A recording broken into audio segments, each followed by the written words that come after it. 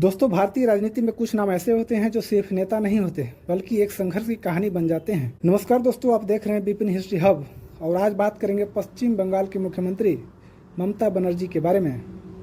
एक साधारण परिवार से निकलकर देश की सबसे ताकतवर महिला मुख्यमंत्रियों में शामिल होना कोई आसान बात नहीं होती, लेकिन ममता बनर्जी ने एक कर दिखाया। दोस्तों, ममता बनर्जी का जन्म एक साधारण परिवार में हुआ था। बचपन से ही उन्होंने संघर्ष देखा। उन्होंने पढ़ाई के साथ साथ सामाजिक कामों में हिस्सा लिया और बहुत जल्दी राजनीति की तरफ कदम बढ़ा दिए। युवावस्था में ही वे कांग्रेस पार्टी से जुड़ी और सड़क पर आंदोलन करने वाली नेता के रूप में पहचान बनाने लगी। उस समय शायद ही किसी ने सोचा होगा कि यह लड़की एक दिन पश्चिम बंगाल की राजनीति बदल देगी। दोस्तों, पश्चिम बंगाल में एक समय ऐसा था जब 34 साल तक वामपंथी सरकार का राज चला। लोगों को लगता था कि इस सत्ता को कोई नहीं हिला सकता, लेकिन ममता बनर्जी ने हार नहीं मानी। उन्होंने गांव-गांव जाकर लोगों से बात की, धरना दिया, प्रदर्शन किया और लगातार संघर्ष करती रही। आखिरकार 2011 में उन्होंने इतिहास रच दिया। 34 साल पुरानी सरकार को हटाकर खुद मुख्यमंत्री बन गई। दोस्तों, आज जब बड़े नेता आलीशान जीवन जीते हैं तो ममता बनर्जी आज भी साधारण चप्पल पहनती हैं, सफ़ेद सूती साड़ी पहनती हैं और बेहद साधारण जीवन जीती हैं। यही वजह है कि उन्हें लोग एक आम नेता नहीं बल्कि अपनों को दीदी कहते हैं। उनकी यही छवि उन्हें जनता से जोड़ती है।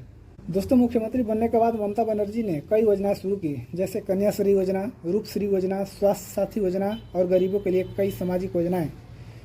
इन योजनाओं का मकसद था महिलाओं को मजबूत बनाना, गरीबों को सहारा देना और युवाओं को आगे बढ़ाना। यही योजनाओं की वजह से उन्हें अंतर्राष्ट्रीय स्तर पर भी पहचान मिली। ममता बनर्जी हमेशा से अपनी बेबाक राजनीति के लिए जानी जाती हैं, चाहे केंद्र सरकार हो या कोई बड़ी पार्टी। अगर उन्हें लगता है कि राज्य सरकार के हितों के खिलाफ कुछ हो रहा है तो वे खुलकर विरोध करती हैं। यही कारण है कि वे अक्सर राष्ट्रीय राजनीति के केंद्र में रहती हैं। लेकिन राजनीति सिर्फ उपलब्धियों से नहीं चलती। ममता बनर्जी के कार्यकाल में कई बार कानून व्यवस्था को लेकर सवाल उठे। विपक्ष ने कई बार आरोप लगाए कि राज्य में राजनीतिक हिंसा बढ़ी है। इसके अलावा भ्रष्टाचार के आरोप भी कई बार चर्चा में रहे हैं। हालांकि उनके समर्थक का कहना है ये सब राजनीतिक आरोप हैं। दोस्तों, सबसे बड़ी बात यह है कि इतने आरोपों और चुनौतियों के बावजूद ममता बनर्जी लगातार चुनाव जीतती रही हैं। यह दिखाता है कि पश्चिम बंगाल की जनता के बीच उनकी पकड़ अभी भी मजबूत है और यही उनकी असली ताकत है। अब सबसे बड़ा सवाल यही है, क्या ममता बनर्जी भविष्य में राष्ट्रीय राजनीति में प्रधानमंत्री पद की दावेदार बन सकती हैं या फिर वे बंगाल की राजनीति तक ही सीमित रहेंगी? इसका जवाब आने वाला समय देगा। लेकिन एक बात तय है, संघर्ष से सत्ता तक उनका सफर भारतीय राजनीति की सबसे प्रेरणादायक कहानियों में से एक है। दोस्तों, अगर वीडियो पसंद आया हो तो चैनल को सब्सक्राइब जरूर करें।